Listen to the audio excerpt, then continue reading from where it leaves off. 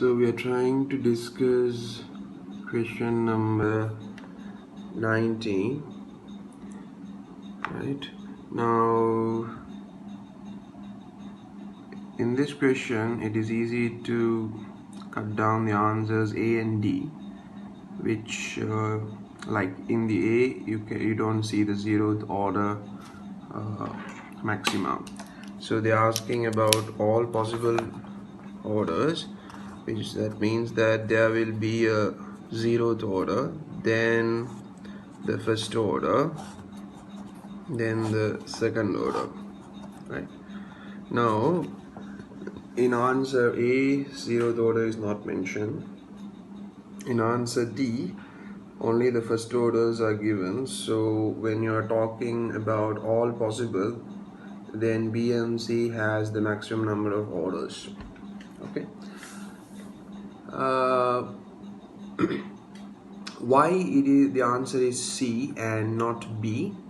Well, if you go to the notes I have given you, so basically if you go to this notes, so the diffraction grating notes, which is there in Teams, and if you go to page number 3, then under additional points I have mentioned as the first point that the angle for the second order maxima is a bit more than the double the angle to the first order maxima, which means that so you have the zeroth order. Now the first order maxima, this is the angle to the first order maxima, right? You can draw it to the bottom as well, but I'm just drawing to the top. So there is something first order in the bottom as well. So this is the angle to the first order maxima. Now the angle to the second order maxima, the entire angle, let's say this is alpha, then it is alpha is a bit more than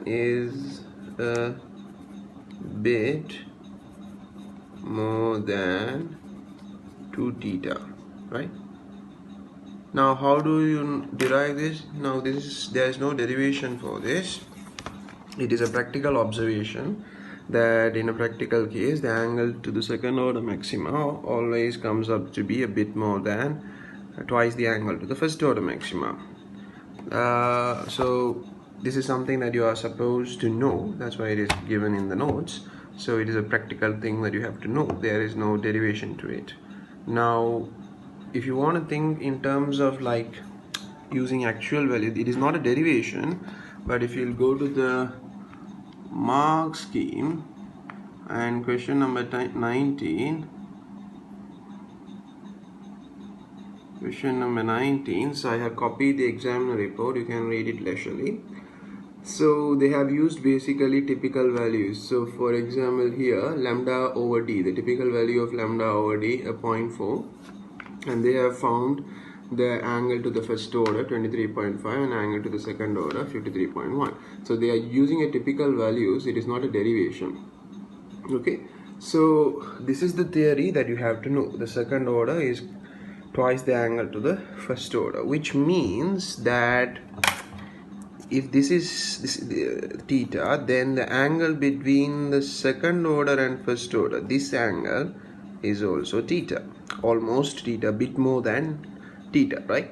This is a bit more than theta, a bit more than theta, this angle, because this entire thing alpha is a bit more than twice theta, means now this is theta, so it's bit more than theta.